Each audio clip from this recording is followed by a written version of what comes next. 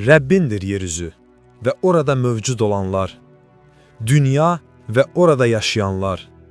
O yerin təməlini dənizlər üstündə qurdu. Dünyanı sular üzərində yaratdı. Rəbbin dağına kim çıxa bilər? Müqəddəs məskəninə kim girə bilər? Əlləri pak, qəlbi təmiz, hiləyə könül verməyən, yalandan and içməyən insan. O Rəbdən bərəkət alacaq. Xilaskarı Allahdan salihlik alacaq. Belə adam Rəbbi soraqlayar. Yaqubun Allahının üzünü axtırar. Ey darvazalar, başlarınızı qaldırın.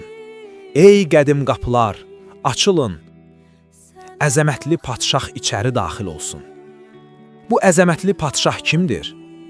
Odur güclü, qüdrətli Rəbb, döyüşdə qüvvətli Rəbb.